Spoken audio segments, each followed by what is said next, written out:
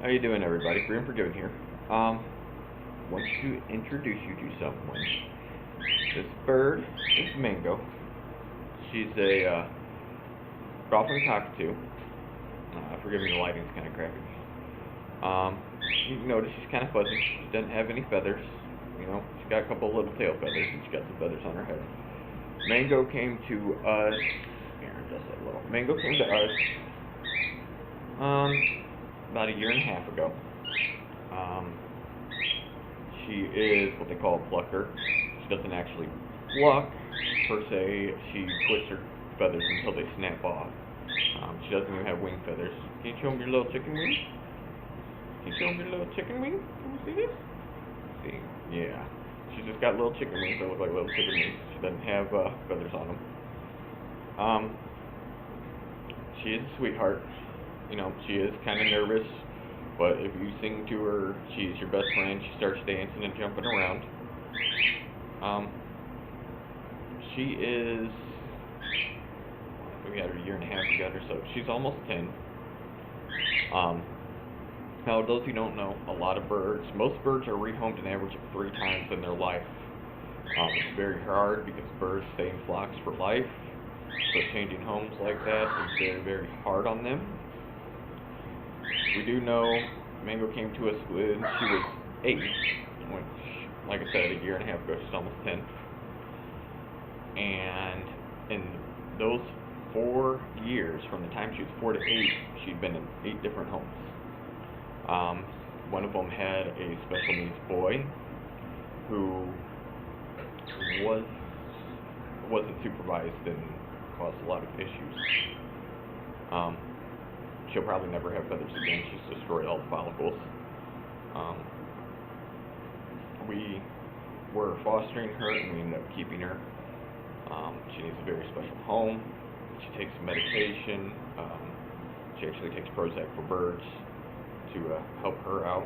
It used to be you couldn't pet her, which you do have bird issues. Prozac for birds does work along with Avicom. I'll do videos on that later.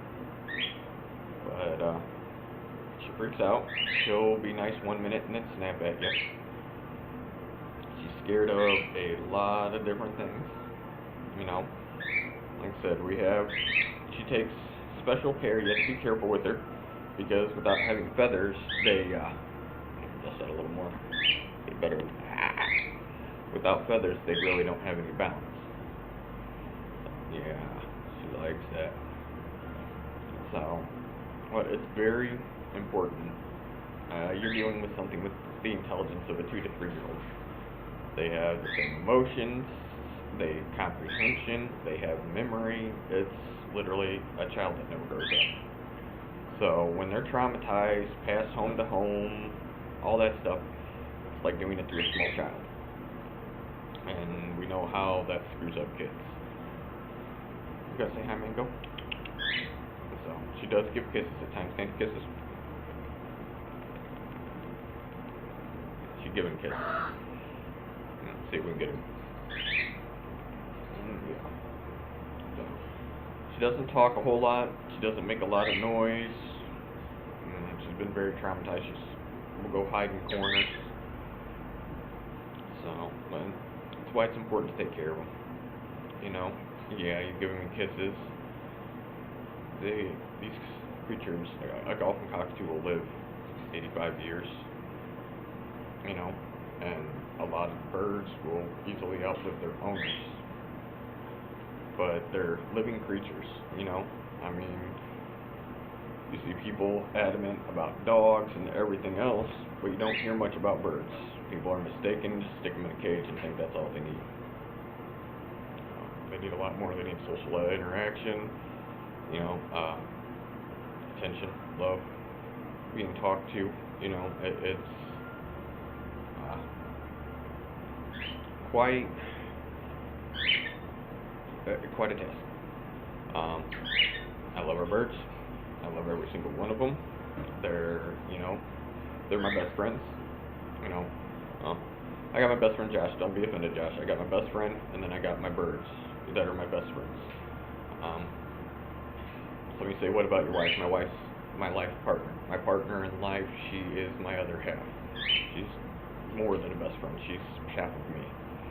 So, don't get the wrong idea there. But these guys, I'll be honest, it's hard work taking care of just one of these. Let alone 3 macaws and 2 cockatoos is a whole lot of work. You have to have time, patience, because you have to train them. Training is very key. And not just training tricks, training volume loads, beak pressure. Sometimes you get rescues, you have to teach them how to play with toys, stuff like that. But wouldn't introduce you to her. She's been neglected, she's been abused. We had someone who posed as a rescue was going to take her. They ended up being bird flippers and stole her from us, and put her on the internet 2 days later for sale. Cops got involved in it was a whole nasty mess. We got her back after that, and we decided she can just stay here. If you foster birds, it's very hard. It's heartbreaking for both you and the birds. They don't bond as easily like cats and dogs. You're dealing with a higher intelligence and basically a little child. You can see the bird in the picture? But you have to understand, make sure you take time to take care of one. You want a bird, it's work. It's not just something you leave in a cage. It's not like a dog. You can feed and water and let run outside. You have to interact with these guys. You have to talk to them, pay attention to them. They have to have baths multiple times a week. Birds will start plucking if they don't get bathed regularly. They need certain amounts of sleep. They can get stressed. And then you have to keep them clean. Birds are very clean creatures, and they can get very sick if you don't keep their cages and stuff clean. So, like I said, Mango's a rescue. We've had her, she actually talks, she'll play with toys. Yeah, what you looking at, baby girl? She, pretty sweet bird, like I said. You don't see her moving around a whole lot. She kind of stays strong. Maybe one day we'll get her doing better. I know we did let her grow her flight feathers out some, and then she started flying, and we had to clip them, and she never let them grow back after we had to clip them. So I had to catch her from going out the front door. You got to make sure these guys are taken care of. I'll scoot up and show you a little bit. You can see she's nothing but fuzz. Yeah, my Mango. And you can see what few feathers she does have. Those couple little tail feathers on her head. Yeah, what you doing, Minky? So, that's why it's important to take care of them, treat them well. Feed them the proper diet, give them the proper attention. Always supervise children. Always, always, always. If this is, birds will self-mutilate and actually commit suicide. They'll rip holes in their chests and start ripping stuff out of their chest. They get stressed. They start self-mutilation, like Mango here, which we also call Mangy and Mango Fuzzbutt and Fuzzbutt because she is a bit fuzzy. As you can tell, she's nothing but down. And like I said, she'll probably never have feathers again. I wanted to introduce you to this special girl. So I'm going to say bye. Only thing she really says is hi, Mango. And so she doesn't talk much else. Well, like I said, guys, you got to take care of these guys. We don't know all the conditions she came from. We know she was abused. She was neglected. She went from home to home. 8 homes in 4 years. Oh my goodness. That's horrible. That's horrible. The bird would just now get settled in. If they were lucky, birds can take a year or 2 to settle in to a new home and a new environment.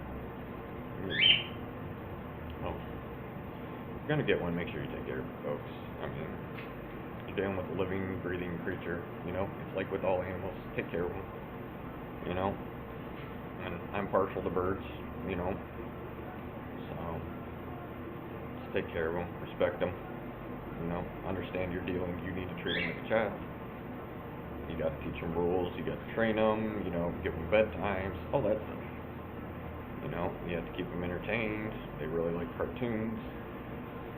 No, I mean, same thing you would for a small child. So, but I'm out for now. Never give in, never give up. I will catch up with you guys later. And Mango, you gonna say bye? No? Alright. I'll check you guys later. Bye.